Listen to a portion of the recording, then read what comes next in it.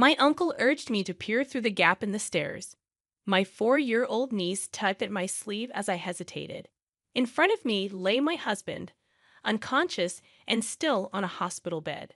A week ago, he had been stabbed during a confrontation with a burglar who was still on the run.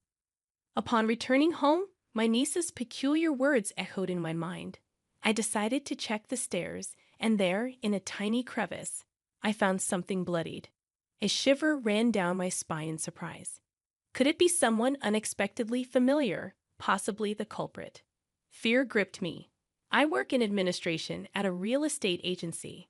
Last year, I tied the knot with Michael, one of our salesmen, after an office romance.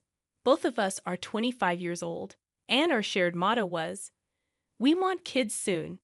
The reason behind this was my sister and her child Emma, who is incredibly adorable. Whenever I see my 4-year-old niece giggling or pouting, I imagine ourselves as parents. Little Emma possesses a mysterious ability.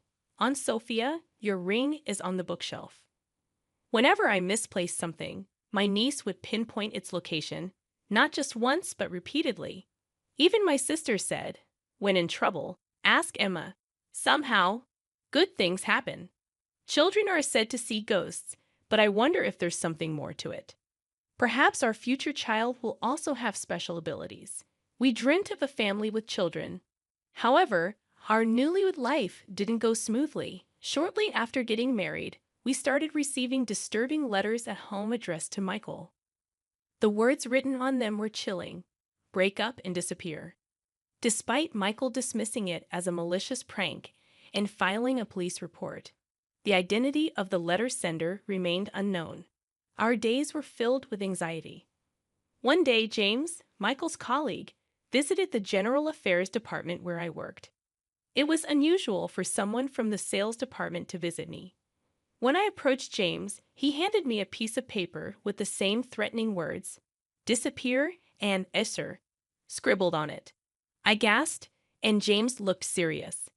As a rising star in the sales department, Michael had made enemies, and it was troubling. James crumpled the paper in his hand and said, "I've known Michael since we joined the company. If anything happens, feel free to consult with me." He smiled kindly, offering support in the face of the mysterious threats we were facing. I never anticipated finding Michael in such a dire situation, but having an ally is reassuring. My sister also visited our home, concerned about us despite the unsettling letters. With support from those around us, we stood strong, determined not to let the harassment defeat us. I resolved to stand by Michael. Little did we know what was about to happen. My sister called me in a panic, urging me to come back immediately. It was a Saturday, and Michael, who was supposed to be home after working overtime, was unconscious. I received her call while attending a friend's wedding. Rushing to the hospital, I found Michael lying pale-faced on the bed. I pleaded with him to wake up, gripping his hand, but he remained motionless. The room echoed with the rhythmic beeping of machines, and tears streamed down my face. I wondered why this was happening. My sister, who had been waiting in the room, comforted me. According to the police, our neighbor had discovered Michael collapsed at home with a stab wound. The neighbor had come to deliver a community newsletter and, as usual, opened our front door without hesitation. Fortunately, this act led to the early discovery of my husband. Given the recent spate of burglaries in the neighborhood, the police suspected it might be the work of the burglar. I believed it was the same person who sent those threatening letters. I fervently explained this to my sister, but she interrupted, insisting that she would handle the explanation to the police. She advised me to take a break. I lamented, thinking that if only I hadn't gone to that wedding, maybe Michael would be safe. I prayed for his recovery, but even after a week, he remained unconscious. The perpetrator was still at large. In the hospital room, I spoke to my husband, connected to numerous tubes. There was no response. No matter how hard I tried to hold back tears, they flowed uncontrollably. It was challenging to stay positive, even when people encouraged me to. Turning around, I found James, who had been checking on Michael every day, offering flowers and treats to comfort me.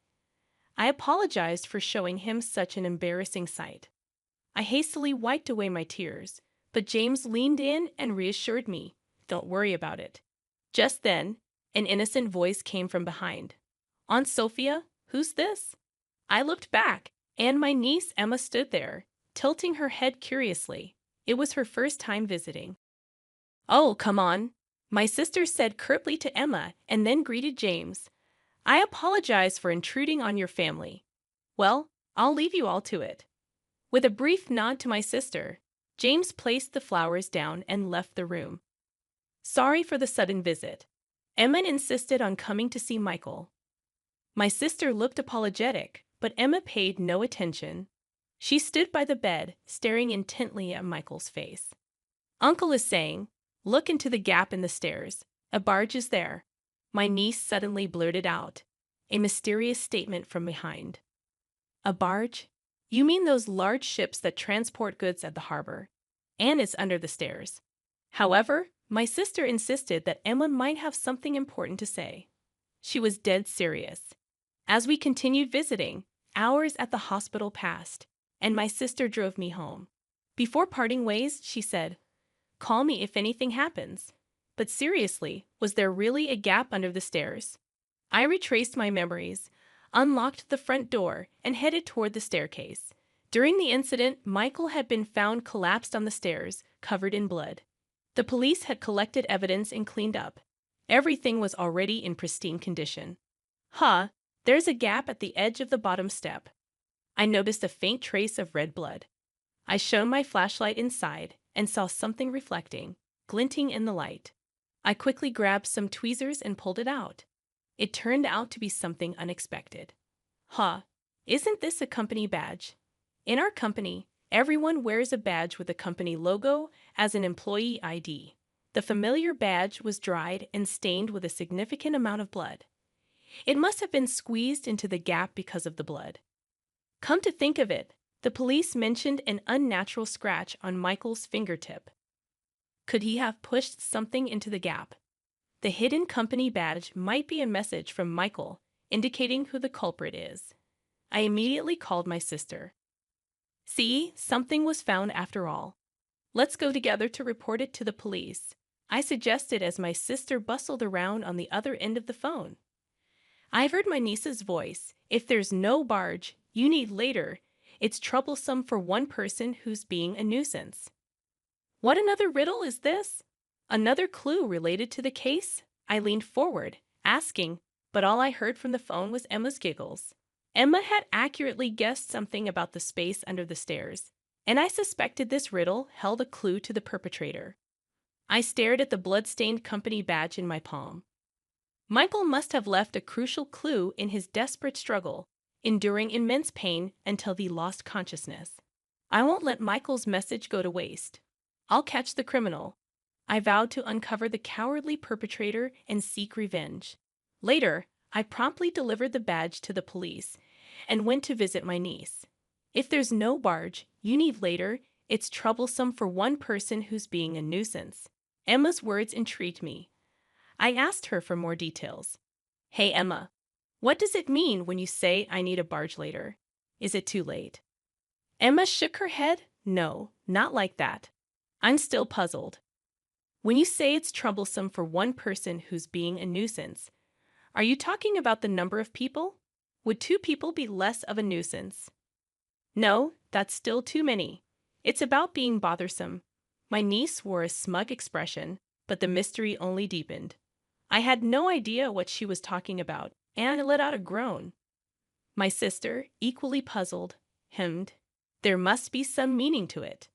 Despite her uncertainty, I decided to leave her house and head to a cafe to clear my thoughts. As I sipped my coffee and pondered, a man in a suit sitting at the adjacent table stood up, leaving his smartphone behind. "Excuse me, you've forgotten your phone," I called out. He hurried back, relieved, and replied, "Thank you. It's my work phone, and losing it would mean writing an incident report." At that moment, something clicked in my mind. Finally, the answer to the riddle became clear. I dashed back to my workplace. What followed was a whirlwind of events that revealed the truth. 5 days later, I found myself in a hospital room with my unconscious husband. It's been a while. Why did you take 5 days off work? He asked, stirring from his slumber. I didn't see you at the hospital either. I was worried, James said during his visit, ignoring the bouquet he offered. I looked him straight in the eyes and quietly asked, despite being so close to my husband, why did you stab him? James's face turned pale at my sudden accusation. What are you talking about? Isn't the culprit a burglar? He smiled kindly as always, trying to play it off. I took the blood-stained company badge I found under the stairs out of my pocket and showed it to him. Is that our company's badge? The leer my niece mentioned wasn't a ship at the harbor. It referred to the company badge. We've been receiving harassing letters at home, and my husband hid the company badge to reveal the culprit. The culprit isn't a burglar. It's someone close within the company, I said, looking at James with conviction. You're not seriously suspecting me, are you? After all I've done to care for you. He reached for my hand with a strained smile.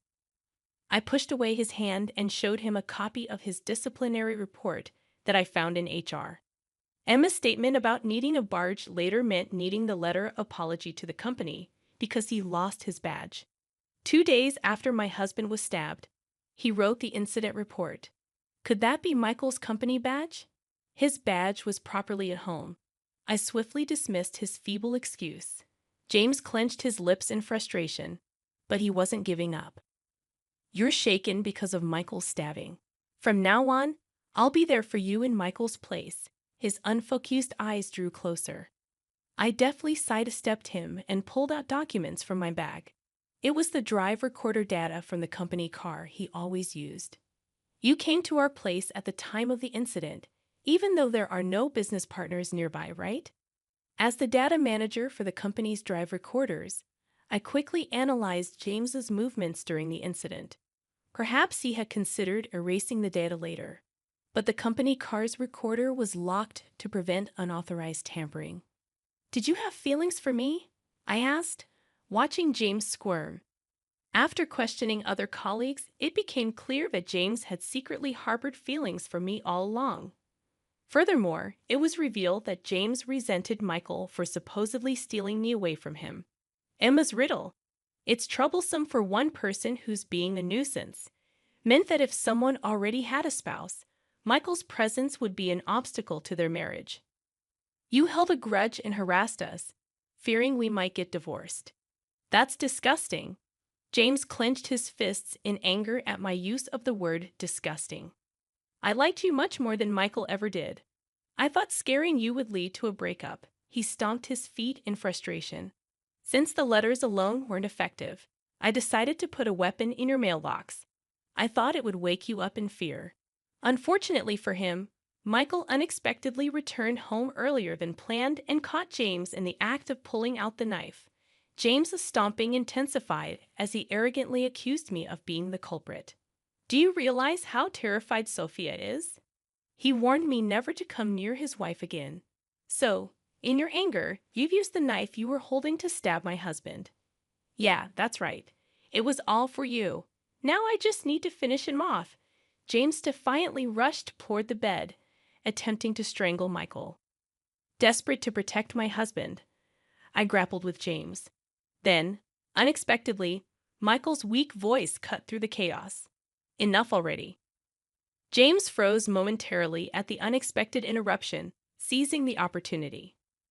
I pushed James with all my strength, and he crashed into the door with a loud thud. The curtain he grabbed tore apart, and the hospital staff rushed in, alarmed by the strange noise echoing through the halls. Call the police? I shouted. The staff gathered around, helping restrain James and making emergency calls. Later, when the police arrived, and I explained everything, they took James into custody. He cried out in desperation. We were so close to being happy. What nonsense are you spouting?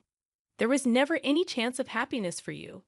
I stared at James, pushing him away with a resolute tone. I've loved you all along. I really have. James continued to sob like a child, but his selfish claims held no sway. The only person I love is my husband, Stay away from me forever, I told him sternly. As James was led away by the police, he muttered. Later, Michael regained consciousness and testified against James, leading to his conviction. James would spend about 7 years behind bars. Michael demanded $115,000 in compensation.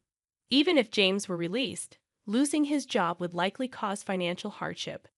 As for me today, I invited my sister and Emma over for lunch with Michael. As we sat around the table, my niece grinned and said, "The new chair isn't just one, it's two." My husband and I exchanged glances. It seems I'm pregnant with twins. I'll need to visit the obstetrician soon. How did you find this story? Don't forget to subscribe to our channel. Until next time.